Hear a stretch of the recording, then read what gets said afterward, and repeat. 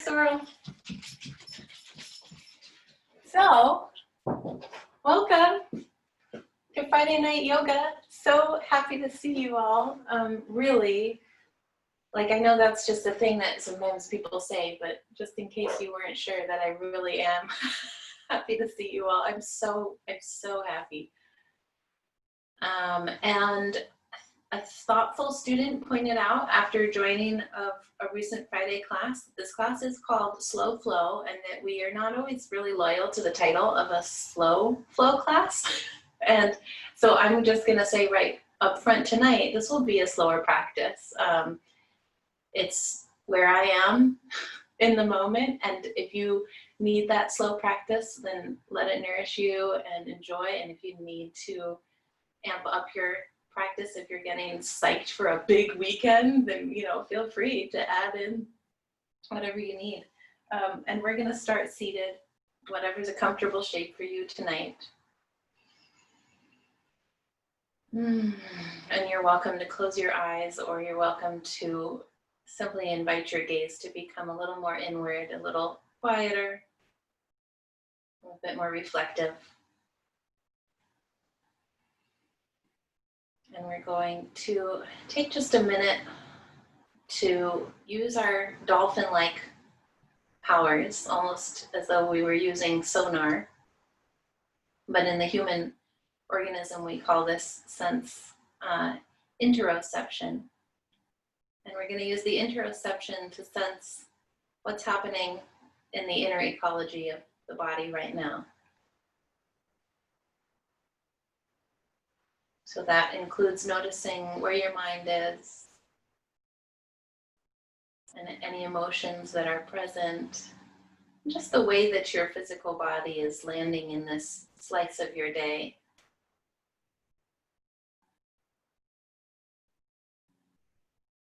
And then we're going to use that sense of feeling out the space, of broadening the lens, to become really aware of the space that you are in right at this moment. You can do this even without opening your eyes. So you might start to observe the quality of light, placing yourself and your relationship to both the very gross and tangible objects that are around you, things like the floor underneath you, the ceiling's presence above you, and the walls of your house, if you're inside the house. Then we're going to invite that awareness of inner ecology to start to spread out to include the fabric of a much larger ecology, so that as your awareness expands to include walls of your house, that maybe it takes in the pieces of those walls, like the lumber that came to us from trees. And also it could take into account the people who were required to assemble the house. So somebody to put the nails in, and somebody to operate the machines to cut the lumber into the right sizes and shapes, and somebody to blow the insulation in to make the house the temperature that you can comfortably live inside. And then again, expanding, broadening the lens just a bit wider, so that we also take into our awareness the space that goes beyond the walls of the house. And we find the neighbor trees of those trees perhaps that became the walls of the house, and we find the much smaller colonies of ecosystems where there are insects. You can invite your awareness to also include sound. So if you have a distant fan that's whirring in the house, or if you have an open window and you can hear bird songs, or a lawnmower, or a car passing, or leaves rustling.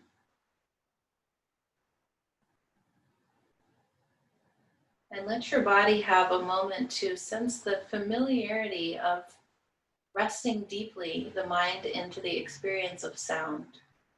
Because as you were first growing into your human organism, sound was one of the first experiences you had, way back before you had sight or you had language. you did experience sound. You were attuned to the rhythm of a heartbeat. You were also floating in amniotic fluid, which has its own pulsation, its own rhythm, and its own sounds.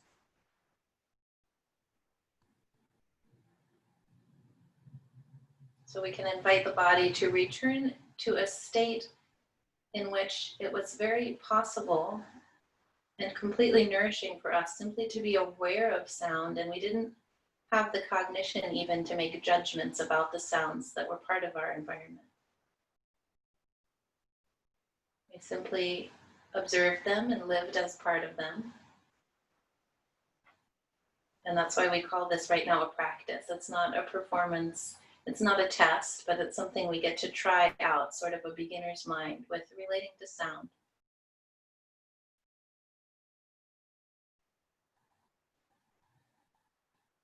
And now that you have invited yourself both to be physically present in your body, in the space in which you're practicing tonight, and also at home in the sphere of sound, which includes an implicit silence in between the sounds.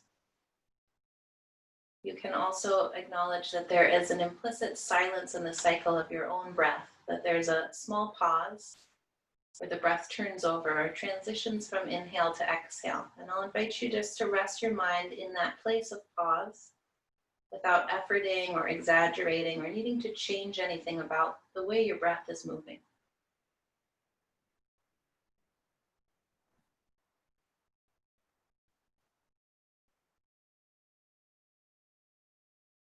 And just take a few more moments resting in sound, the silence which surrounds sound. Resting in the flow of the breath and the silence which is implicit in the cycle of your breathing.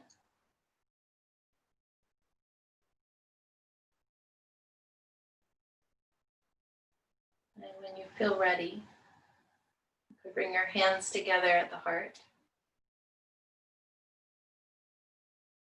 And we'll have an opportunity to experience the sound of chanting. So I'll sing to you, and you can absorb or sing with me if you'd like. Sahana bhavatu, sahana bhunaktu, saha viryam karavavahai, tejasvina vaditamastu ma vidvisha vahai. Sahana bhavatu, sahana bhunaktu, saviryam karavavahai,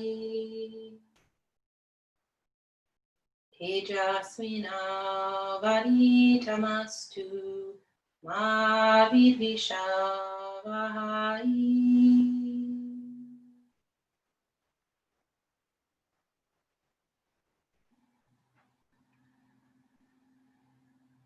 Please release your hands and open your eyes. And if you now need to rearrange any part of the seat that you have to make it a new type of seat or a more comfortable seat, do that. And we're just going to take a minute here to address neck, shoulders, heart, upper back. So you can bring, as though you were bringing into the palms of your hands, the awareness of your place in this great vast fabric that we are all part of, and then we'll interweave the fabric of the fingers. And as you exhale, you can press the heels of the hands forward, the arms forward, and let the spine round. So the tailbone moves toward the chin. And on your exhale, take your arms high, and your ears can rest right between the upper arm bones. And the sides of the body can lift and lengthen up out of the pelvis. And if it's keeping some softness, some gentle feeling in the throat and the jaw and the eyes, you could lift your gaze here, and on an inhale, brighten the heart. And then on an exhale, press the arms wide, like you're actively pressing that sphere or that lens a little bit broader, so we remember the shared human journey. And we're going to move through that with the breath twice more. So inhale, gathering the hands toward the sternum. Exhale, lacing the fingers together. Arms will extend as the spine rounds. Chin toward the chest and tailbone toward the chin. Inhale, you keep some tone in the low belly. The tailbone descending as the arms reach up and the heart lifts. And as you exhale, you're gently pressing away that which would distract you from your practice, that which would stand between you and your remembering your own part in this fabric of the human experience. We'll come through this cycle one more time. We're moving at your own pace and with your own breath.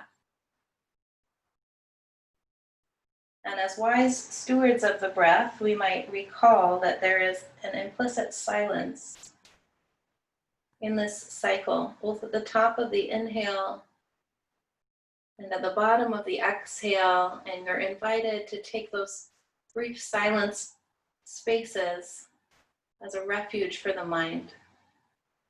Good. And then this time as you inhale, gathering your hands back to your heart.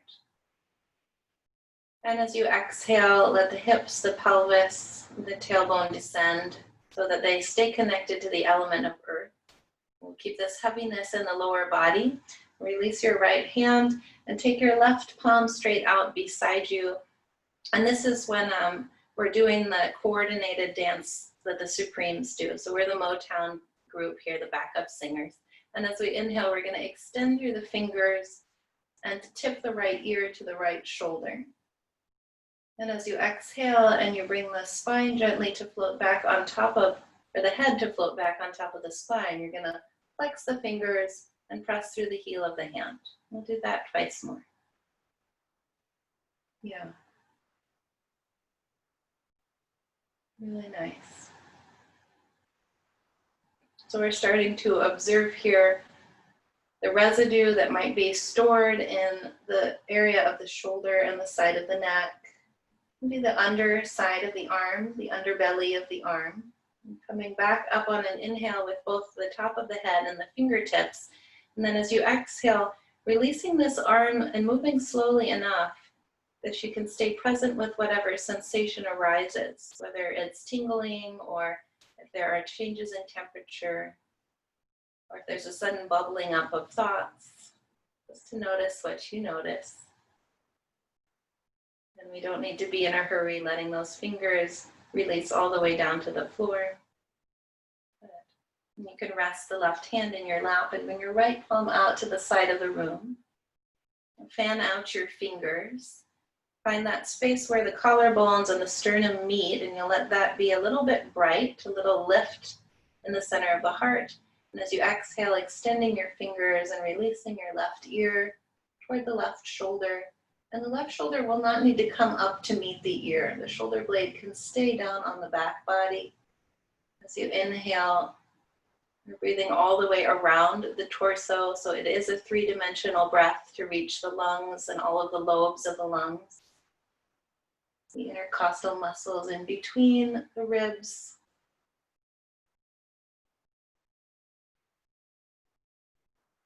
Take your last round of breath here to remind yourself of the presence of sound, the implicit silences surrounding sound. Inviting the mind to rest in those brief moments of quietude, and then the full length of your exhale to release your arm. And we see, can the mind be present enough to stay with this sensation until it fully dissipates? Until the arm is all the way done with its movement. You could rest that hand in the lap and take an inhale breath and a sigh out. Yeah. You could just sit for a moment to notice whatever residue has been part of your daily experience or your week, or even a longer, deeper residue.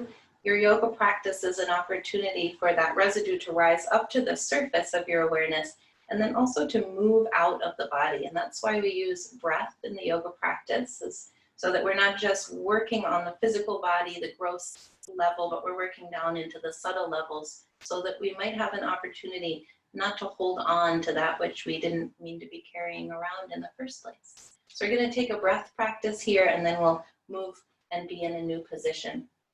And breath practice for today has a slower paced option and a faster paced option. So I think none of you are beginners. This is not your first yoga practice. With me, you have done both the Kapalabhati breath, which is the concentrated exhale through the nose where the belly button draws back. And you've also done Nadi Shodhana, which is the alternate nostril breath. So I'm going to put those two breaths together in practice, where we're using the alternate nostril technique with the thumb and the pinky, but we're also using the percussive exhale through the nose and the belly moving back toward the spine. So what this looks like is that I'm going to take just a sip of an inhale. It's not quite a full inhale all the way up to the tip top of the lungs. And then as I exhale, I'm going to exhale forcefully through the left nostril and let the inhale arise on its own. And then I'll right away switch to close the left nostril, exhale out the right, and inhale back in. So that's a slowed down version, and at tempo, it would be like this. And I know that I'm far away from the camera, and I'm not wearing my fancy earpiece, so I'm gonna come up really close. So you all wanted to get to know my nose a little better, now you can.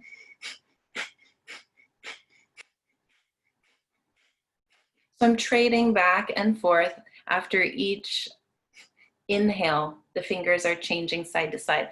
If this feels overwhelming or the pace doesn't fit with where you are, I'm going to invite you to just take the slower paced Nadi Shodhana, an inhale and an exhale through each nostril. And we'll all practice at our own pace. And we're going to do this for about 1 minute, which will pass really fast if your breath practice is happening slower, and will maybe feel a little bit longer if your breath practice is happening at an accelerated pace. So let's take an inhale together through both nostrils and a full breath out.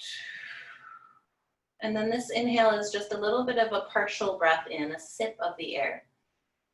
And then you can use the right hand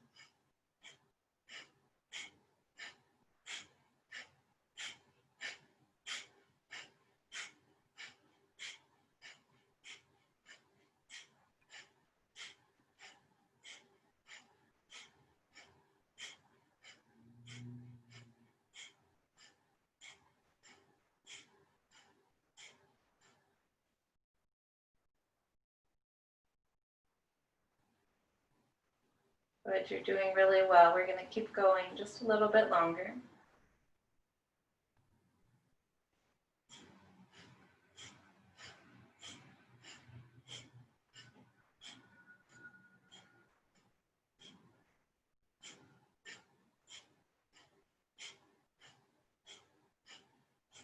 Five, four, three, two, one, and a full exhale. Let the inhale arrive naturally. And exhale, see where that settles. And see where you are now. And then when you're ready, you can rock up onto all fours. And if you're practicing in a space where you have yoga blocks or books handy, please find your book or your yoga blocks for an asymmetrical tabletop flow. So if you've got 2 blocks, have you put your left hand block up on its medium setting, which is this one, and your right hand block on the flat setting, which is this one. And if you've just got one thing, then whatever that thing is, block or book, please put it under your left hand. And then we're going to come into our table shape so that no matter what props we're using, right now the left hand is higher than the right hand. So either left hand is on that higher block, or it's on a book, and the right hand is on the lower block or on the floor. And we're still going to stack the joints with the shoulders over the wrists and the hips over the knees. And as you inhale, round the spine to come into your cat back. And as you exhale, let all of the internal organs, the pelvis, start to sink and settle. And in response to that, the length of the spine at the tips of the tailbone and the crown of the head move up toward the sky. And then inhale and come back to your cat pose. Like the back body is broad And exhale and release. Internal organs are profoundly soft. The throat is also soft. You can lift your gaze here at the bottom of your exhale. And one last time, inhaling up into your cat pose. And exhale to your cow pose. And just notice what it feels like to have the hands in asymmetry, the arms, the shoulders, the joints of the wrists, and the elbows. Good, and then let's step the hands onto equal footing, so it can either be your hands up on your 2 blocks or your hands on the floor. We're going to walk the hands and the blocks, if we have them, in front of the shoulders, so that now as we add on to this flow, we have space to include the upward facing dog pose. So inhale, come into your cat back, just as we did before, and exhale to your cow pose.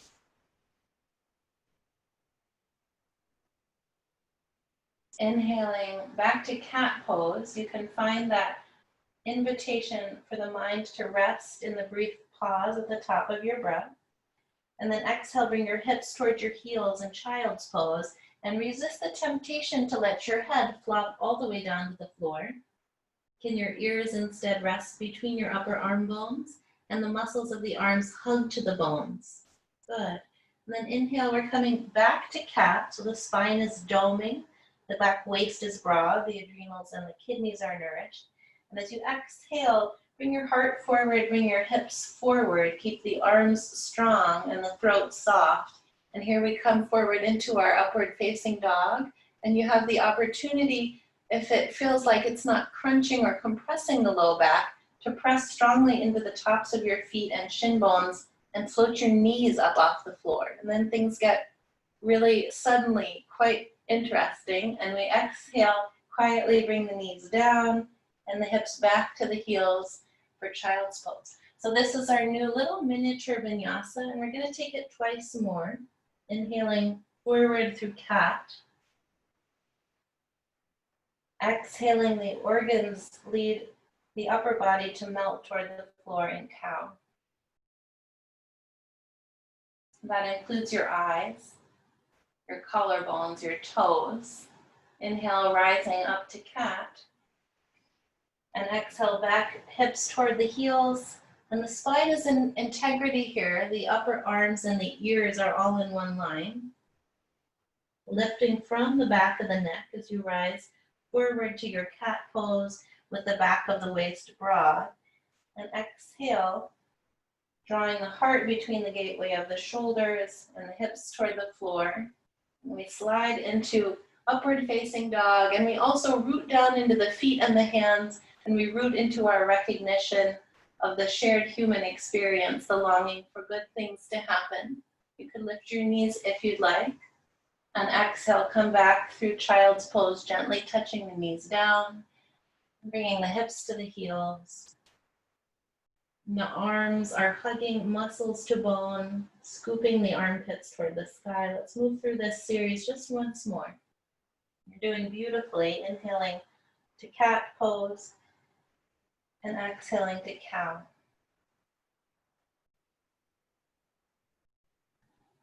Inhaling, the spine is round, and you might notice that here we're neither grasping, we're not looking for a particular end point. Exhaling to child's pose. Nor are we in aversion. There's not something that we're actively avoiding or pushing away, trying to escape. Inhale back through your domed spine. And exhale forward through the pelvis and the heart to settle into your upward facing dog pose. To lift the knees if you choose, and if that still feels like there is an absence of either aversion or grasping. Good. Exhale, knees to the floor and hips to the heels.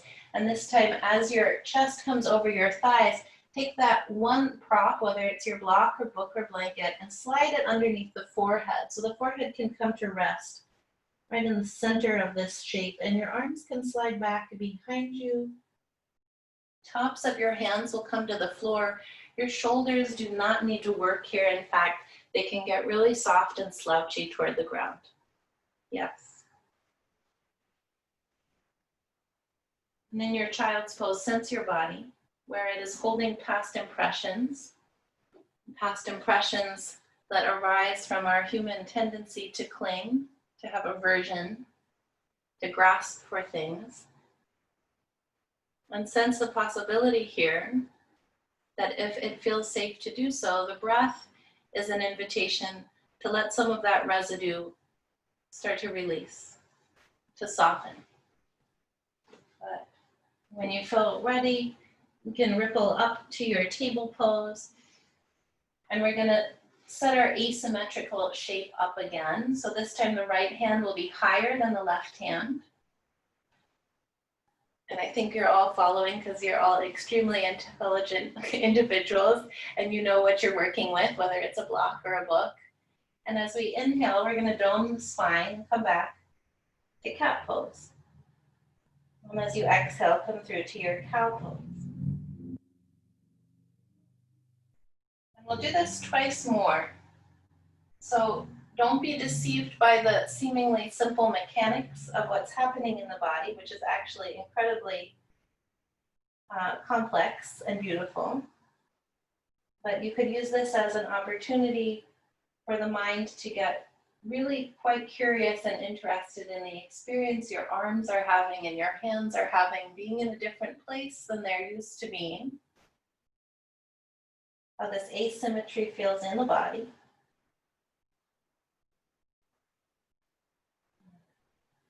And when you are finished with the last round of your own breath, you can knock both blocks off to the side of your practice space, set your palms down on the floor, tuck your toes, and lift your heels, your hips, your pelvis to downward facing dog pose. And take a moment in downward facing dog. We find that the energy of down dog as a pose is downward moving and inward, as opposed to upward facing dog, where the energy is dispersed, it's upward, it's outward. So you could allow your mind to settle, to find those pauses in the natural cycle of your breath without a lot of efforting. Take that invitation towards stillness, and in your own timing, to start to walk the feet toward the hands.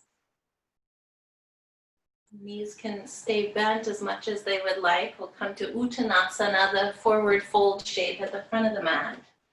And then as you inhale, we'll rise all the way up to chair or Utkatasana. The arms will sweep wide and up. The weight will drop back into your heels. And as you exhale, widen the arms out, brighten the heart. Make the lens that you look through a little bit wider. And as you inhale, bring the palms up toward the sternum. We did this earlier as we were seated. Lace your fingers. Exhale, press the heels of the hands away from the body and round the spine like cat. As you inhale, pressing down into the feet, straighten the legs and the arms. Slide up toward the sky. Lifting the heart, lifting the throat while staying soft through the jaw. And exhale, release your arms wide. Sensing as the arms reach out, the presence of others, this larger ecosystem. And bring the hands back into the heart. And have a breath right here.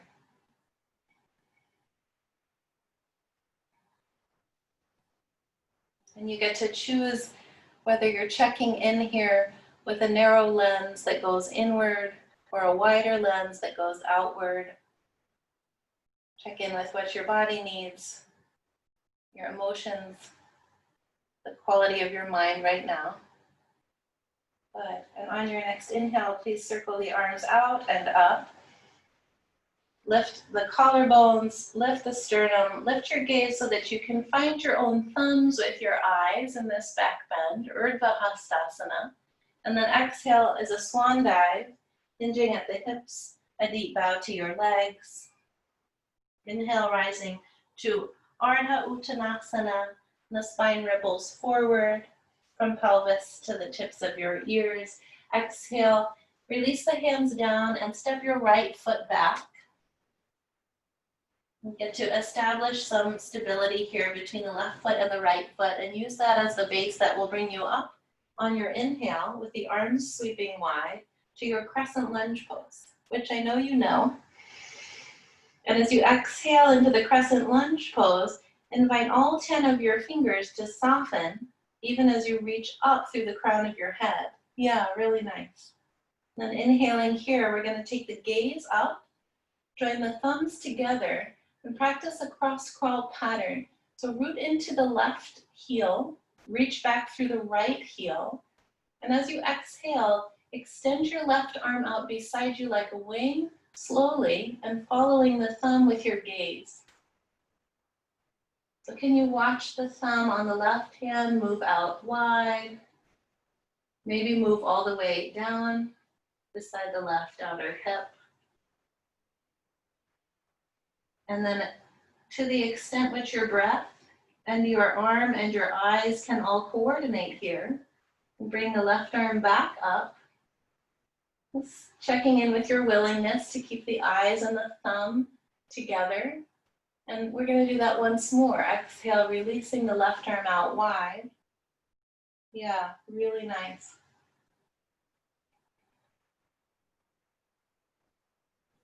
And you only get to move so far, but the breath is there to support you. So we don't have a reason to accumulate more residue as we're practicing yoga. Good, and on your next exhale, gently tone the low belly, reach back through the right heel and take both arms forward, like your whole body becomes an arrow here, from the back heel to the fingertips. And we're a long diagonal line, which requires a lot of strength for the left outer hip.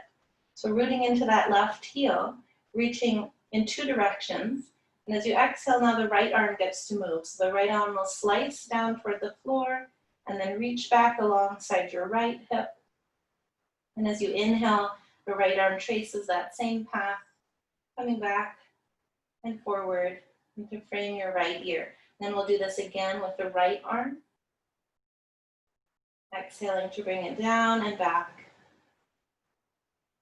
And inhaling to bring it all the way forward. And then we'll stack the spine, reaching through all 10 fingers. Good, and exhale, widen that lens as the arms sweep out and down, and we'll let the circle of the arms bring the chest toward the left thigh. Touch down, and please step back to downward facing dog.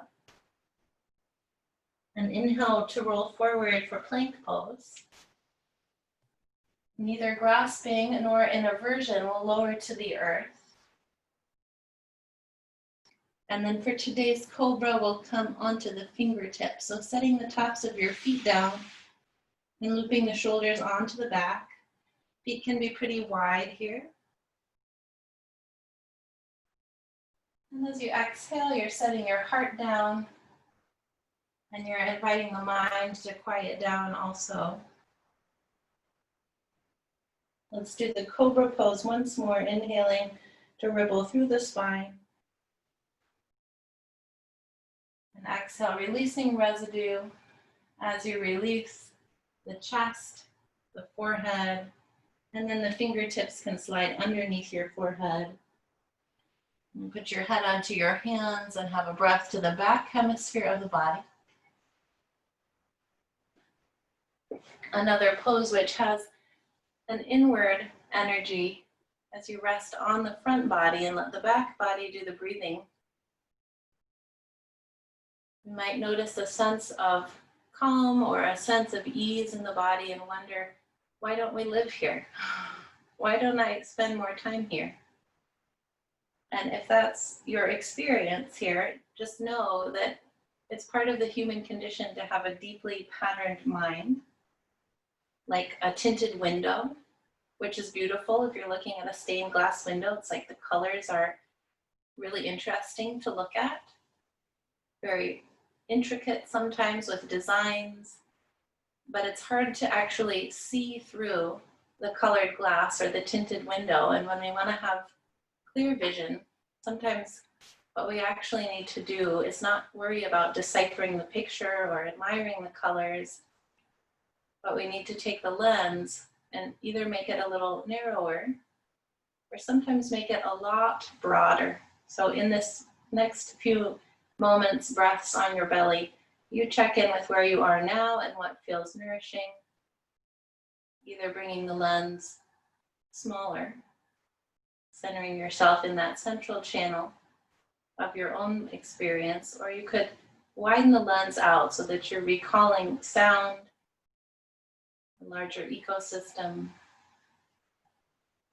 Maybe you're hearing the traffic, the birds. Taking another inhale breath exactly as you are. And then an exhale breath will shift you toward your downward facing dog pose. And if it takes more than the one breath to get there, we're not in any hurry. We're not going to worry about it. Good. Take an inhale breath in your downward dog. And on your exhale breath, please step your right foot to the front of your mat. We'll give the feet some strength and stability by rooting down into all of the toes. And on the inhale, circle the arms wide and rise to your crescent lunge. And invite your gaze to come up to your thumbs. As you exhale here, the tailbone roots, the heel under the right foot roots. The back of the rib cage can continue to lift up off of the pelvis. So this is a little bit of a back bend, but it doesn't need to be a compression for the lumbar spine. But as you exhale, take your gaze on the right thumb and sweep wide like your wing is unfolding to the right side of your practice space. And there's no particular end goal for where the arm goes. The arm will eventually start to come back, and it moves at the pace of the breath, at the pace of your attention, your willingness to continually refocus here on what's happening right now, which is the movement of the arm, the inhale and the exhale, the pauses in the breath cycle, the wobbles that may come along with this practice. And you recall that it's not a performance and it's not a test. It is a practice. We call it that for a reason. And as you next exhale, reaching through the back heel, taking the chest forward toward the front thigh bone, and then we're making a long arrow from the back heel all the way up to the tips of your earlobes. Inhaling. And as you exhale now, the left arm will slide down toward the floor and slide back like you could put it in your left side pocket. And as you inhale, the left arm slowly, like a pendulum, sweeps down and then forward. And we'll do that once more. Right foot plays a really integral role here. So we're rooting down through the foot, but maybe the toes don't have to be holding on for dear life. Good. Inhale and bring the left arm forward. And as it meets the plane with the right arm, both arms come up. Lift the whole of the rib cage up. Lift the gaze up. And exhale, winding the lens as the arms press outward and sweep down. And we'll bring you all the way to the floor. This time, please step forward on your inhale with the left foot to Ardha Uttanasana.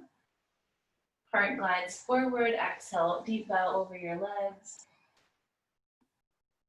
Inhaling to chair pose, Utkatasana. Exhale, the hands come down to the heart. And release the hands by the sides. Drop your weight into your heels.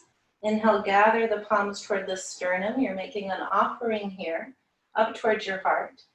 Lace the fingers and exhale, send the arms forward. Hollow the belly and round the spine. Inhale, press down to rise up. The arms glide toward the ceiling. The heart gets bright. The tailbone stays as an anchor. Exhale, release your arms. Level your head. Soften the eyes, the toes, the tailbone, and we'll meet here with the hands at the heart.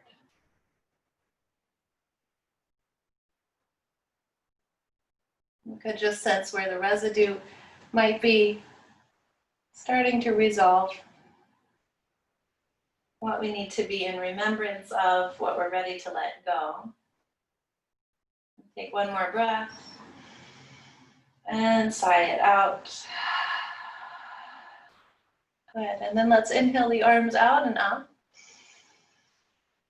And exhale to take a deep bow over your legs, Uttanasana. This time we're stepping back right away with the right toes and setting the right knee onto the earth. And as you exhale, you could tuck your right foot onto the floor. So the top of the right foot goes down, and you see how many of the toenails you could connect with the floor. Yeah. And then let's walk up onto the fingertips of the two hands or even onto the blocks here. I'm going to use my blocks, but you use what you have and what feels best for right now. Good. And we're going to take this into, actually, I'm looking and I'm seeing a lot of blocks. Do most of you have something there? No, okay, forget it. Stay where you are. Enjoy what you have. Lift your heart up and press your right shin bone down.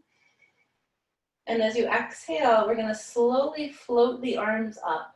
So the arms come forward like you're doing the little zombie dance from the Thriller, and then they keep going up and up and up, and you keep anchoring the tailbone down and down and down. Good, and then as you inhale here, sweep the arms open wide, spinning the palms to the ceiling.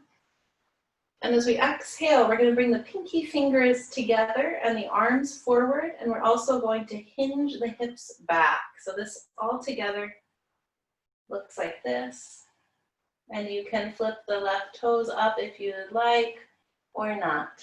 Yes, and then we're going to inhale, rolling to the sole of the left foot, sending the pelvis forward and the arms wide. And we're going to exhale and release the hands back to the floor or to the blocks. And then just step your left knee next to your right knee and take your moment in child's pose with or without your blocks. You can feel side to side. You can check in with sound here. And the sound of your own breath might be particularly interesting to notice at this point in your practice, where you hear the breath, where you feel the breath,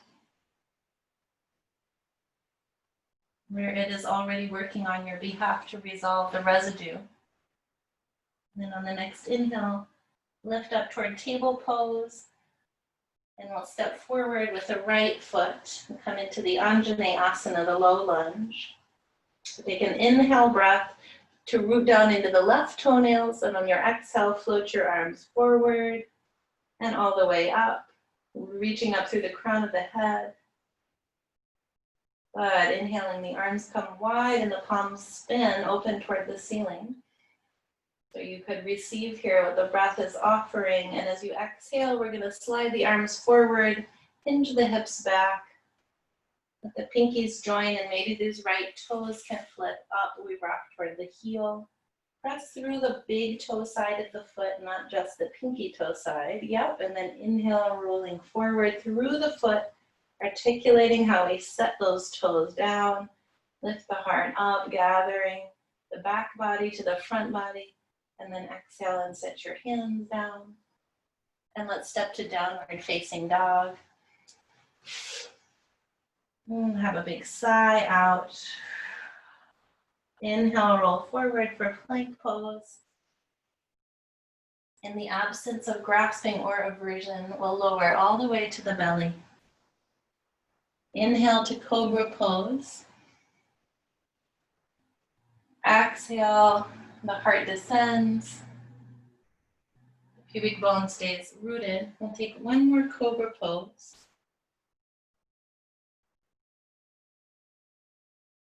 And from cobra, please come back to your down dog. And then simple lift of both heels as you inhale, and as you exhale, swivel the heels to the left. And bring your right hand straight up overhead. So it's going to transition to your side plank, but maybe the hips are a little higher than usual, and that's just fine. Good. Lifting up out of the left shoulder as you reach through the crown of the head so the spine becomes long. Yeah. And then let's exhale and see if you could watch your right thumb come all the way back down to the floor to land under your right shoulder. And press your hips up and back to down dog. And have a sigh out. Inhale, lifting both heels. Exhale, melting the heels to the right. And as the heels descend to the right side of the mat, the left arm comes straight up. And we're reaching up here in remembrance of the shared human journey. You can take your head so that it floats right between your shoulder blades. Draw the ribs back. Root down through your right fingers. And exhale, returning the left hand to the earth. See if you can watch the thumb as it comes all the way back down. Really nice. Inhale, down dog. And exhale, step, step. Both feet come between your hands, Uttanasana. Inhale, half lift. And exhale, bow. Really nice. Then the hands can assist you in stepping down to your seat with hips on the heels. This is Vajrasana. And from Vajrasana, we have a small twist that we'll practice here. So I like to do this twist with a blanket, but it works great no matter what you've got or don't have. So if a blanket is something that's handy, or a pillow, or a sweatshirt, and you want to practice with a little cushion, you'll put it right beside your right hip. And then we're just going to slide the right hip onto that blanket. So it's not a dramatic movement. It's pretty subtle work we're doing here today. Yeah, and then the hands are also going to move to the left side of the mat. And I'll notice in my body as I practice this, it's pretty easy for my right fingers to reach and not so easy for my left fingers to reach, and that's fine. Take an inhale and lift the spine. And as you exhale, start to tiptoe on the fingers away from your right thigh. And we only will tiptoe away as much as we can keep some contact between the left hip and the left heel. Yeah, so it might not be a really dramatic twist. See if you can come back to the sense of the back body being broad and wide like a parachute. And take your gaze back over the right shoulder here just for a breath. And you can even have a sense that you're using the fingers on the left hand to draw your mat toward your body. Draw your elbow in toward the ribs. And then on an exhale, unwind.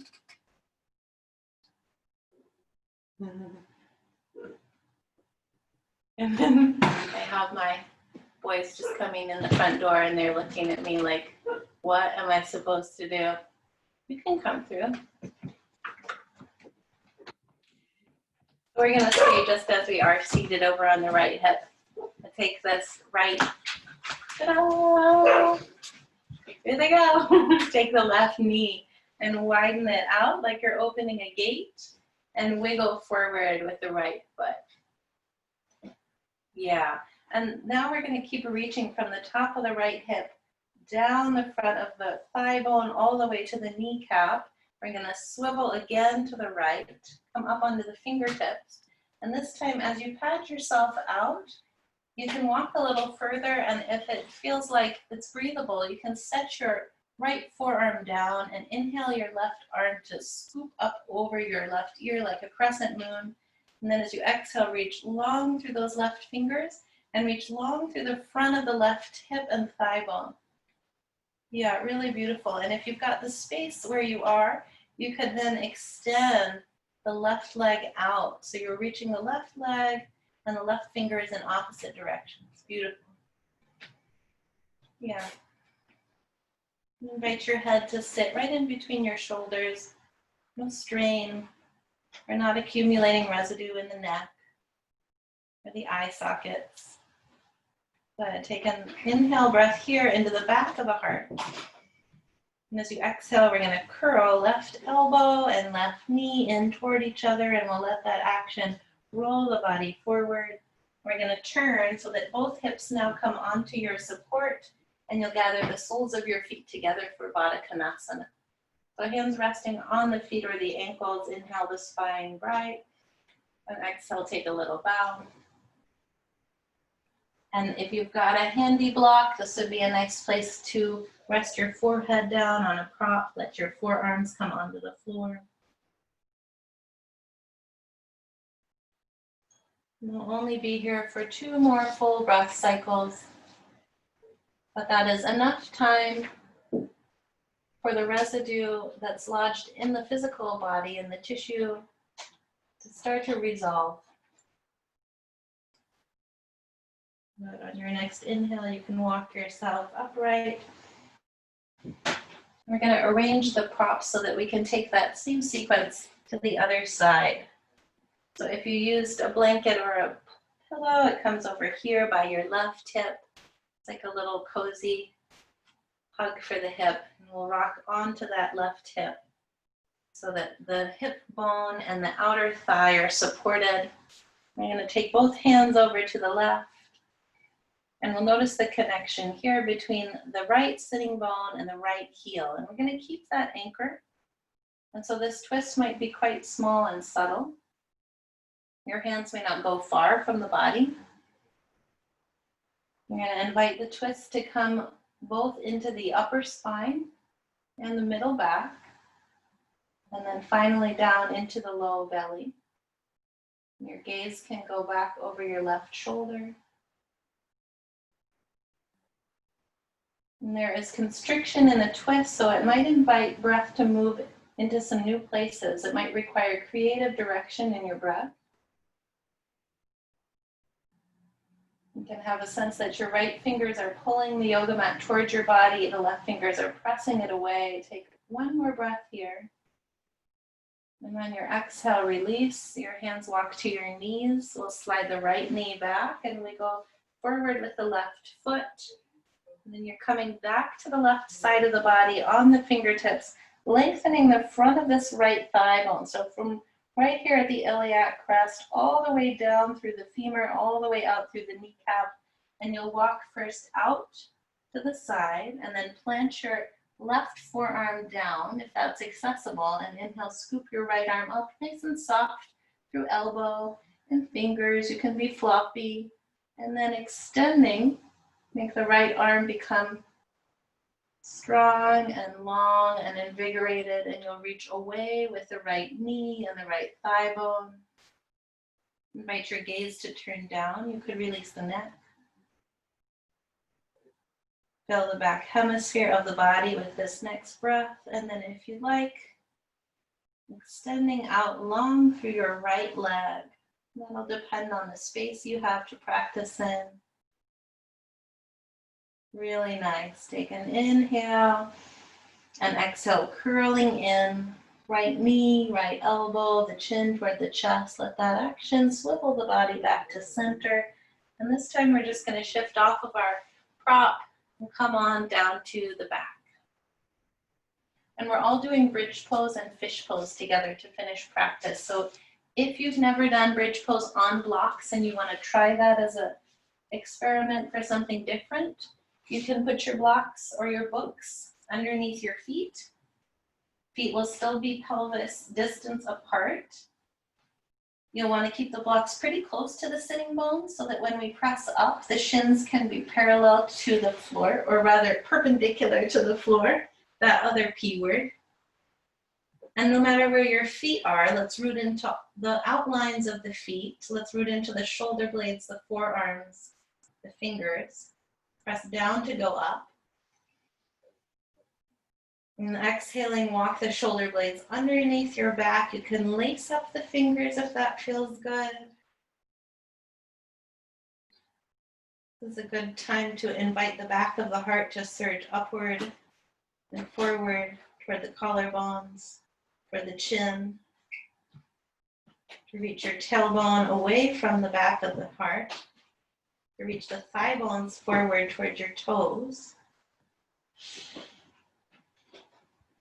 And keeping the inner edges of the feet just as active as the outer edges are. Be 1 more breath here to drop into the invitation to stillness that is inherent in the pauses in the cycle of your breath. Good. And then releasing down, make some space for the body To descend, you'll wiggle your shoulder blades out. Lower the spine. You could come one vertebra at a time. Special attention to that space where the low back meets the earth. And then if you were using blocks, flop your blocks off to the side and out of the way. Plant your feet. We're going to go back up to bridge pose. So inhale to lift the pelvis.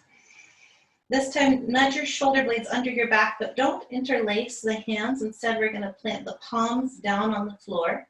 Root into the finger pads. Inhale, bring the back of the heart toward the front body. And as you exhale, not lowering downward one vertebra at a time, but lowering your hips onto the backs of your hands or onto your forearms. So think about making a little bit of a bridge here or a back bend. Yeah, you're setting your sit bones right onto your arms, onto the backs of your arms. And then we'll extend the left leg and extend the right leg. And press into the elbows. Lift the heart straight up to roll onto the back of the head for Matsyasana, the fish pose. Good. Elbows root down, heels reach forward, heart lifts.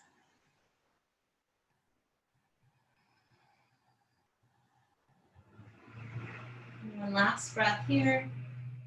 And as you exhale, tuck your chin into your chest. Let the shoulders come down. Let the sitting bones lift up as your arms wiggle out. And you might notice a sensation of warmth in the arms. They had a little bit of pressure on them and now they're released. Maybe a tingle. Notice how the body is releasing residue as you're coming toward your time for rest. So you're planning to make a longer home into stillness. There's a last shape that your body's asking you for here. You're welcome to listen to that request. You want to put just a little bit of space between the legs, maybe more. Let the shoulder blades rest heavy into the earth.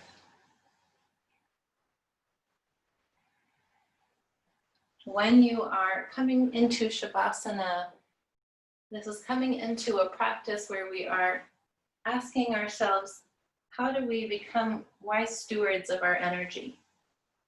How do we use our energy to be supportive, nourishing, replenishing, creative, and vital? And the answer from the mind might look like throwing a whole lot of colors back onto the clear window pane. Like, I know we're going to start this nonprofit. We're going to go to bed at 9 o'clock. We're going to jog in the morning. I'm going to make freezer burritos so that I have all of my meals for the week. The mind might have a lot to say as the body is invited towards stillness.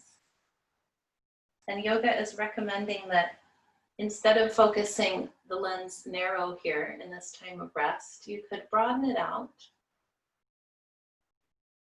And you could do that in remembrance of the fact that when you are wisely stewarding your own energy, that moves outward into this larger ecosystem. Your energy is also wisely caring for those in your immediate life, those people who are even more broadly connected to you.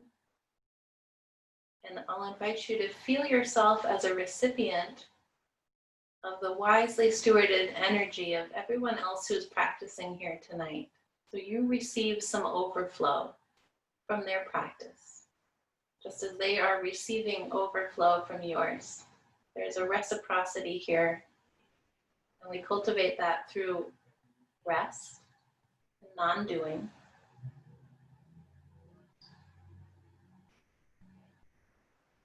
And this is what our social brains are wired to do.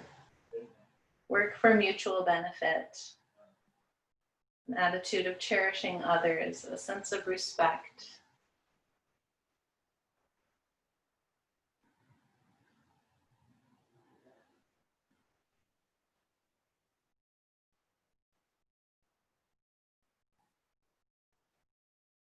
Right now, the body has an invitation to go more deeply inward.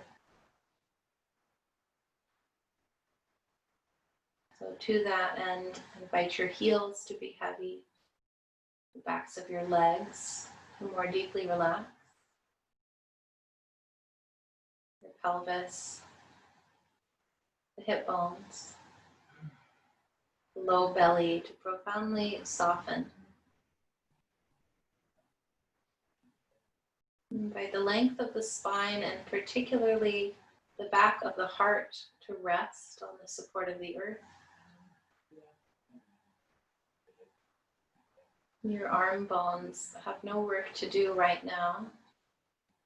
The fabric of the body is simply draping over the bones.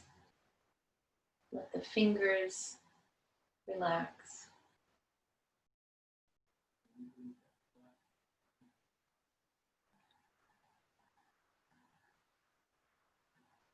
And the muscles of the face right now, which have so many jobs to do, coordinating and filtering our experience of the world, can right now be at rest.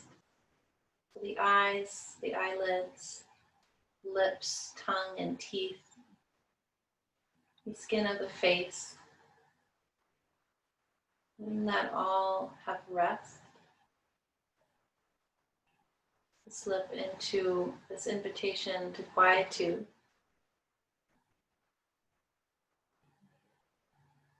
To have replenishment.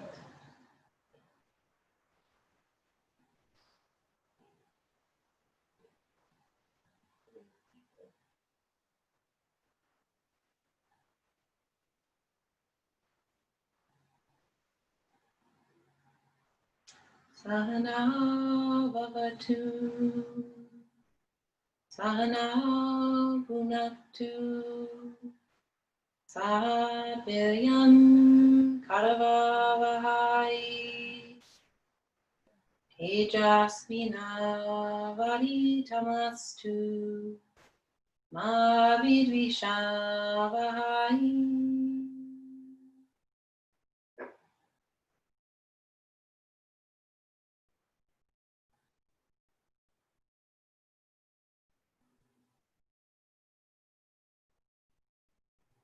Welcome a deeper breath.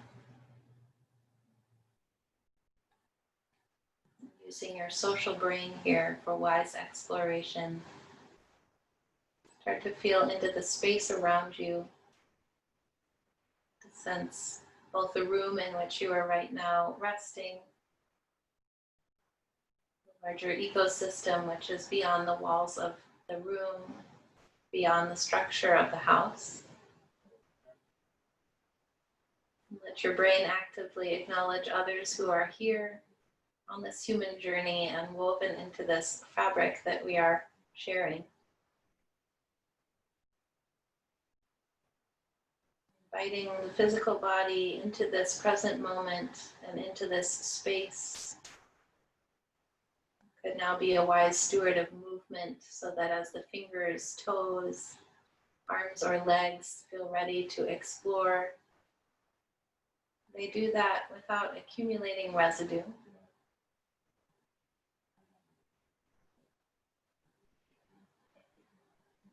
They do that in a way which does not signal to the mind that it needs to leap into either grasping or aversion.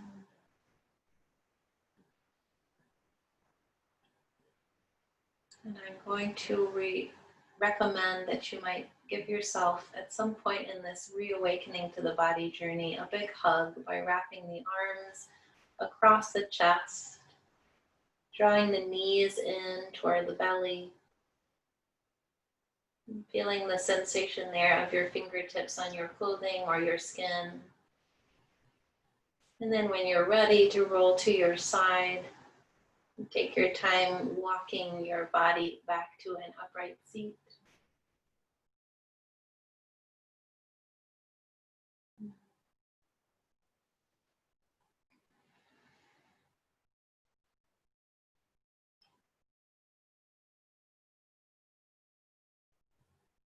You can take a moment to settle into this upright seat and just to notice the sound in your environment, internal and external experience of sound. Bring your hands back to your heart. And we can close this practice with the sound of your choice. We'll do a cleansing breath together, in through the nose, out through the mouth, and then I'll chant Om and you can listen or join. And if you're muted, I won't know the sound, so you get to absolutely freestyle this one. Let's inhale together. Big sigh out.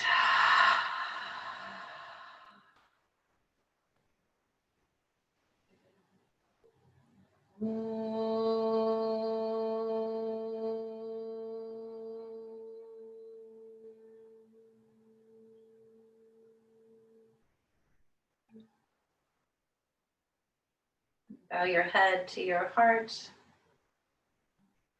in gratitude for your willingness to be here, to care for yourselves, to care for others. Thank you so much for sharing your practice.